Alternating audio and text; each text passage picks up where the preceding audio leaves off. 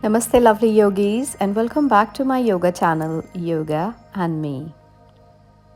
Namaste everyone, my name is Payal and I welcome you all. In this video, we will learn about how yoga can help you to reduce your stress levels and to relax your nervous system. So without wasting any time, let's get started.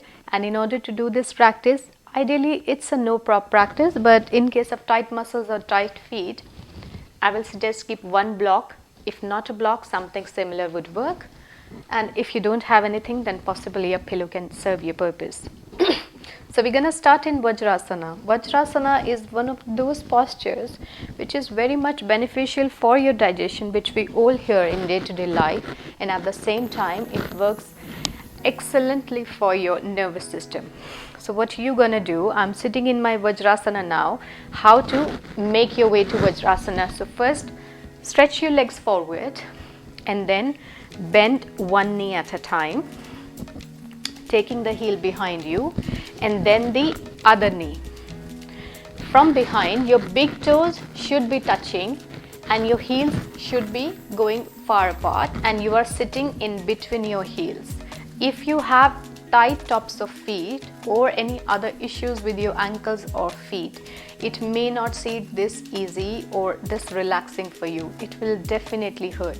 I have flat feet and I struggle with it sometimes. So in that case, what you can do, use this block, place it in between your feet, somewhat like this, and sit on the block. Is going all the way down is not possible for you. And if not a block, simply take a pillow, place it in between your feet like this and sit there. So it will give you some kind of cushion or padding to reduce the stress or pressure onto your feet. So this is Vajrasana. We relax our hands onto our thighs and we sit tall, rolling the shoulders down. Close the eyes and take a few breaths here.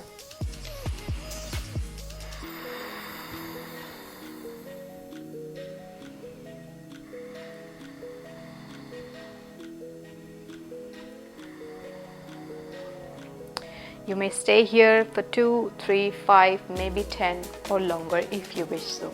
Once you have done it, the next asana we're going to do is Uttita Trikonasana or triangle posture. So for that one, we need to stand up. And if you all can see, there's a line into the middle of my mat, and I'm going to use this line as a reference point. If you don't have any, probably draw one or just think of an imaginary line. So I'm stepping my right foot forward, my left foot is back. So first we're going to find our Warrior 2 alignment, Veer Bhadrasana 2. And from there, straighten the front knee and narrow your back foot in only a couple of inches. Keep your left hand to your waist. We are doing it on the right side first. So breathe in, reach your right arm forward and send your hips back. Keep reaching it forward on the inhale, and once you feel you can't go further forward, at that time release this hand by sliding down on your right leg. Important thing here is, doesn't matter how far you can go. Maybe you can reach to the floor, but you shouldn't roll your chest down. Keep rolling your left shoulder back and don't put your body weight into your front leg. Just face your palm out so that you're just using it as a support or just to keep your hand there.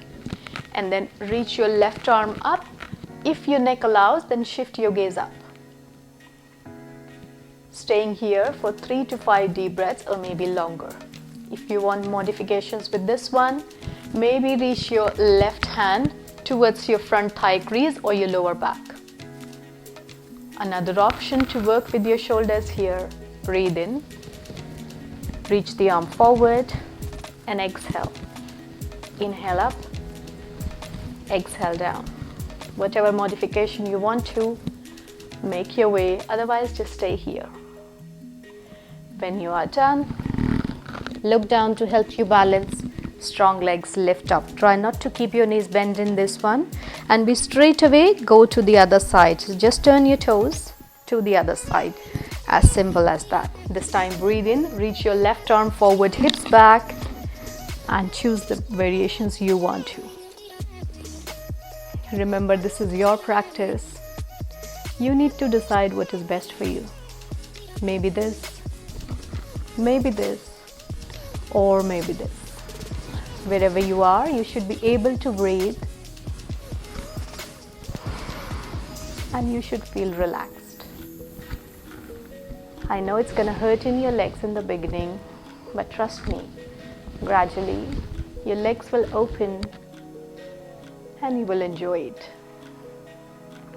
Slowly look down and frame your front foot with both hands. Step your left leg back and with control come down to your belly, whichever way possible for you. Moving into Makarasana or crocodile posture.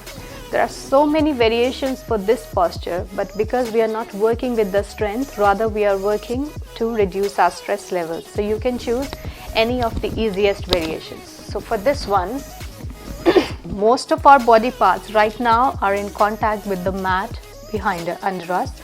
So just relax your feet first, starting with your feet. Your feet should be at least hip width apart here and your heels are falling out. So just to make it more relaxed.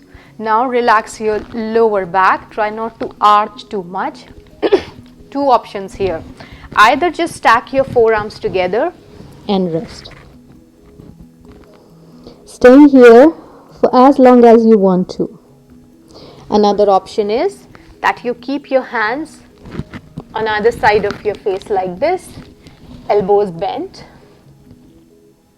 And another option is that you bend your knees one at a time.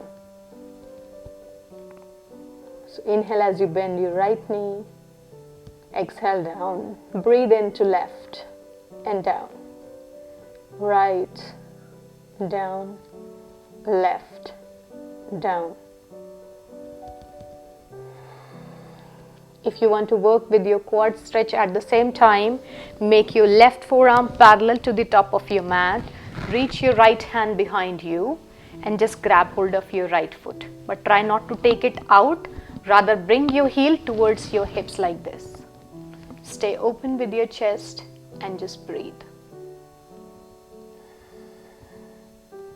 If the foot is too far for you, maybe use a belt or a tie to bring it close to you. When you are done with your 3 to 5 deep breaths, switch sides. Keep your upper body lifted and let it go down naturally with the gravity.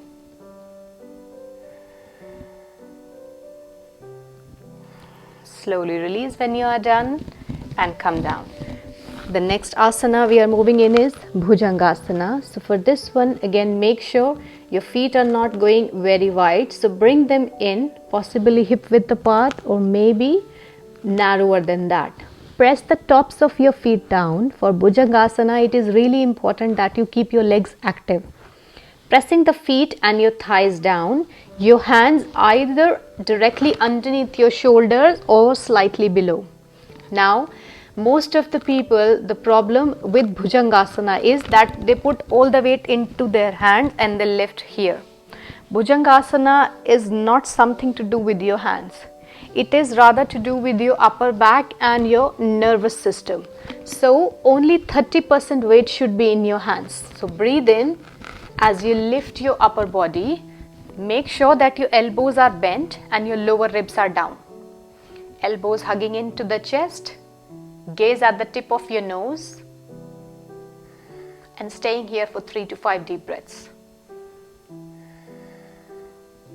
Keep your legs down and strongly pressing.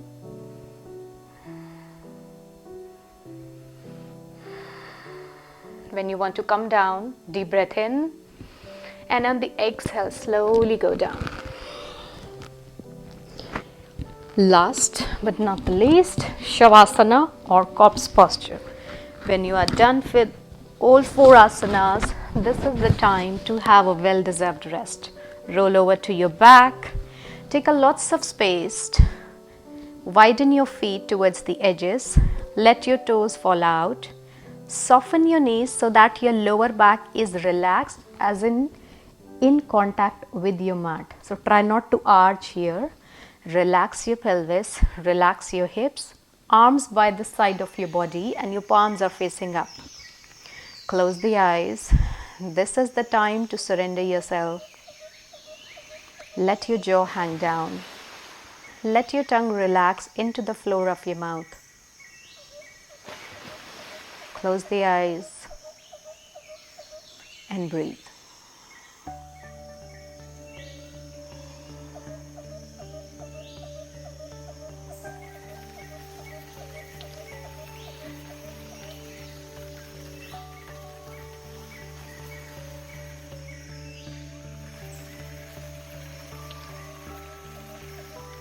And when you want to come out, slowly wiggle your toes, move your fingers, maybe take a full body stretch. Bend your knees, roll onto one side, and by pressing into your hands, make your way into a seated position facing towards the front. Finish this practice here. You can do this practice every day in the morning or maybe before the sunset. Make sure you need to have at least 2 hours gap between your meals and this practice. Thank you so much for doing this practice me. I hope it turns out useful for you. Please share your feedback down in the comment section. Thank you so much. We'll see you in the next video very soon. Till then, bye bye and take care. Happy practice.